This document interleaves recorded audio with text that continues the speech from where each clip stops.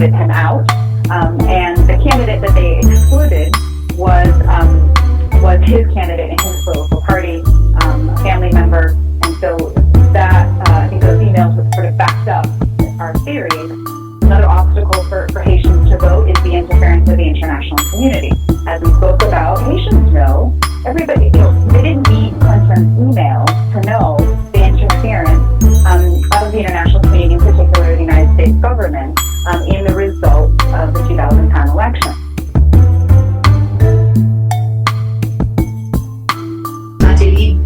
Running the country for the last 5 years by decree without parliament and putting out all sorts of decrees, taking Haiti's offshore islands.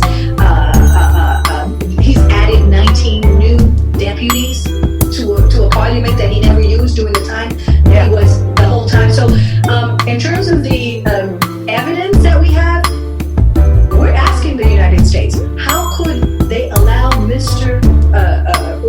or Ambassador Kenneth Merton? We have charged, the Haitian Lawyers Leadership has charged, based on the information we have, that Kenneth Merton, actually the ambassador to the United States, was dishonest and said that Mr. Meddling was not a U.S. citizen.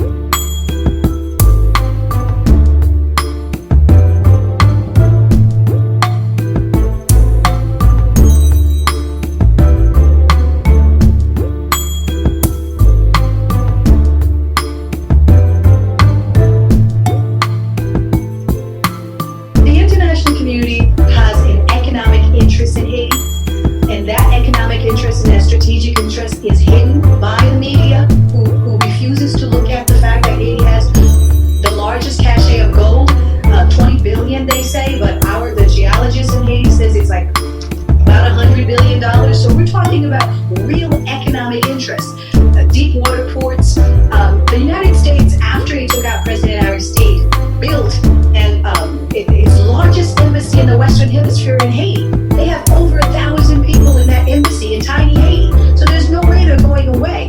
You got to understand that Hillary Clinton left the Benghazi, that's the Benghazi crisis, to go to Haiti and basically strong arm the Haitians at the CEP and basically said, we're going to take away your visas if you don't step back and let us do what we want and put Meddling in office.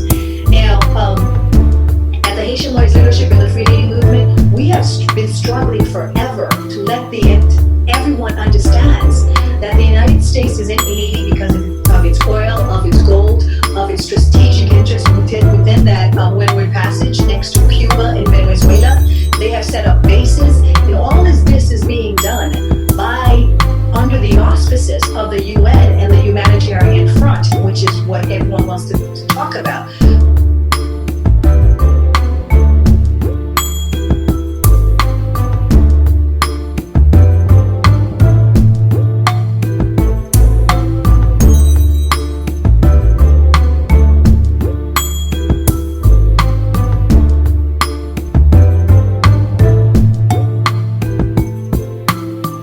Election under occupation is not legitimate, and Haiti cannot have free elections when it's being financed by foreigners, when the NGOs are put into areas in Haiti to influence the people, starve the ones that don't have criticism against what we call the legal bandits, Meddling's whole crew, the legal bandits, kidnapping, drug trafficking.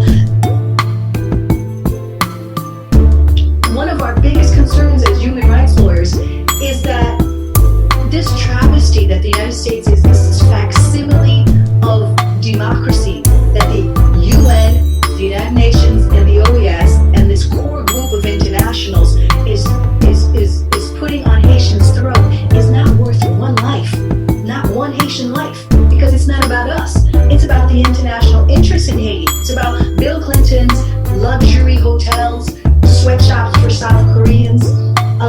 It's not about Haitians. It's about mining, Canadian mining. We have issues, real issues like cholera, like the deportations that's happening to 80,000 Haitians at the Dominican border. Yeah. We have real issues like hunger, like food sovereignty. But the United States only cares about these elections because it needs to have a